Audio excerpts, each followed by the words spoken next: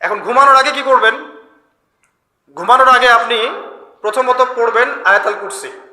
ঘুমানোর আগে যে ব্যক্তি আয়াতুল কুরসি পড়বে, আল্লাহর পক্ষ থেকে একজন ফেরেশতা তার কাছে থাকবে সারা রাত।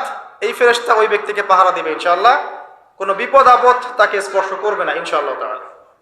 আর সূরা বাকারার শেষের 3টা আয়াত কেন পড়বেন? কারণ নবী সাল্লাল্লাহু আলাইহি ওয়াসাল্লাম বলেছেন, রাতের বেলা সূরা বাকারার 3টা আয়াত যে ব্যক্তি পড়বে, সারা রাত যদি আপনি নফল নামাজ পড়তেন যে নেকি হতো, এই 3 আয়াত পড়ার মাধ্যমে সেই নেকি হয়ে করবেন। এরপর 3 কুল পড়বেন। কয় কুল? 3 কুল। কোনটাকে 3 কুল বলে? বিসমিল্লাহির রহমানির রহিম, কুল হুয়াল্লাহু আহাদ এটা একটা, কুল আউযু বিরাব্বিল ফালাক এটা একটা, কুল আউযু বিরাব্বিন নাস।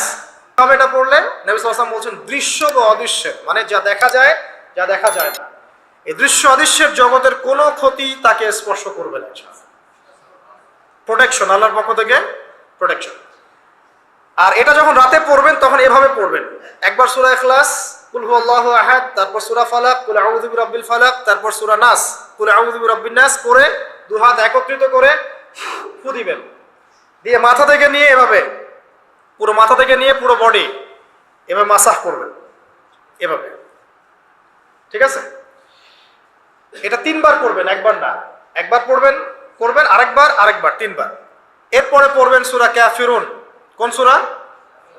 কুল ইয়া আইয়ুহাল কাফিরুন লা আ'বুদু মা তা'বুদুন। এই সূরাটা পড়বেন লাকুম দীনুকুম ওয়ালিয়া দীন পর্যন্ত।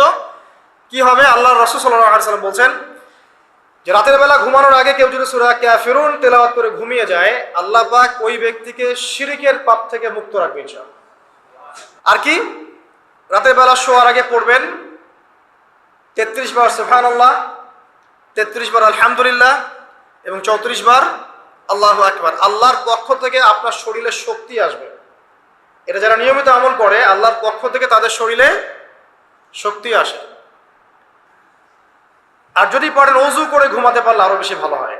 এবার আপনি ঘুমাচ্ছেন ডান কাত হয়ে, কি পড়বেন এই সময়? আল্লাহুম্মা বিইসমিকা আমুতু ওয়া আহইয়া। আলহামদুলিল্লাহ, দোয়া সবার মুখস্থ আছে।